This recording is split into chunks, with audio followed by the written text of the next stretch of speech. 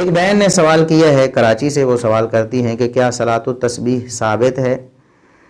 دیکھیے اس بارے میں اہل علم مختلف ہیں، ان کی رائے مختلف ہے، کیونکہ اس حدیث کے بارے میں ان کا حکم مختلف ہے کہ وہ حدیث ثابت ہے کہ نہیں۔ لیکن ہماری تحقیق میں سنن ابی داؤد کی 1297 نمبر حدیث، اس کی سند حسن ہے، قابل حجت ہے، نبی کریم صلی اللہ علیہ وسلم سے صلاۃ التسبیح کے بارے میں بتانا ثابت ہے۔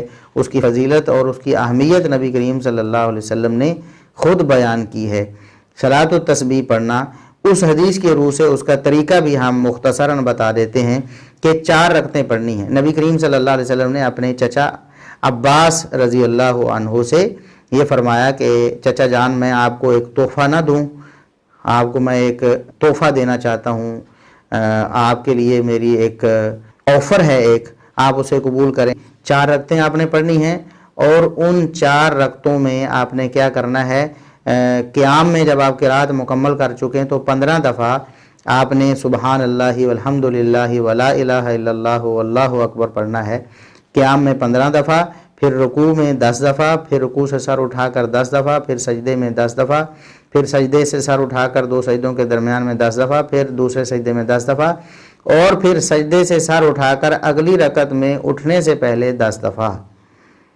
یہ ٹوٹل ایک رکعت میں 75 دفعہ بن جائے گا۔ 75 دفعہ یہ تسبیح آپ نے ایک رکعت میں پوری کرنی ہے، سبحان اللہ والحمد للہ ولا الہ الا اللہ واللہ اکبر۔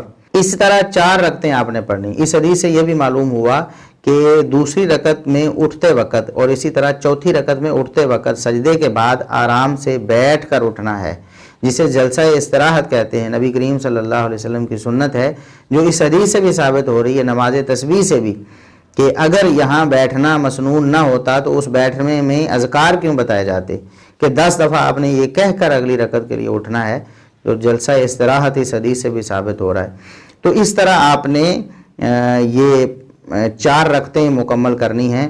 اللہ کے رسول صلی اللہ علیہ وسلم نے فرمایا روزانہ اگر آپ پڑھ سکتے ہیں تو روزانہ پڑھیں، اگر آپ روزانہ نہیں پڑھ سکتے ہفتے میں 1 دفعہ پڑھیں، اگر آپ ہفتے میں نہیں تو مہینے میں 1 دفعہ پڑھیں، مہینے میں نہیں تو سال میں 1 دفعہ پڑھیں، سال میں بھی 1 دفعہ نہیں پڑھی جا سکی آپ سے تو زندگی میں کم از کم 1 دفعہ ضرور پڑھیں۔ یہ بڑا عظیم عمل ہے، تو جو لوگ اس عمل کو کرنا چاہتے ہیں وہ کریں۔ لیکن یہ بات یاد رکھیں کہ جمعہ کے دن میں خاص کر کے، یہ رمضان مبارک میں اس کو خاص کر کے، اس کی کوئی ایسی دلیل نہیں ہے کہ یہ رمضان کے ساتھ خاص ہے یا جمعہ کے دن خاص ہے۔ ہاں، رمضان مبارک میں کوئی عمل کرنا چاہتا ہے تو کر لے، لیکن اسے رمضان کے ساتھ خاص نہ سمجھے، اور اسی طرح کسی دن کے ساتھ خاص نہ سمجھے، بلکہ رمضان اور غیر رمضان میں کسی بھی دن جب اس کے پاس وقت ہو تو نماز تسبیح ادا کر لے۔ اسے انشاءاللہ اللہ رب العزت کی طرف سے یہ شرف حاصل ہوگا جو رسول اللہ صلی اللہ علیہ وسلم نے فرمایا ہے کہ جب آپ ایسا کر لیں گے تو اللہ رب العزت آپ کے پہلے اور آخری سارے گناہ، قدیم اور جدید سارے گناہ، جان بوجھ کر کیے ہوئے اور غلطی سے سرزد ہوئے سارے گناہ، صغیرہ اور کبیرہ سارے گناہ، اور مخفی اور علانیہ سارے کے سارے گناہ اللہ رب العزت آپ کے اس صلاۃ تسبیح کی وجہ سے معاف فرما دے گا۔ لہٰذا اس کا آپ اہتمام کر سکتے ہیں۔ صلاۃ تسبیح نبی کریم صلی اللہ علیہ وسلم سے ثابت ہے۔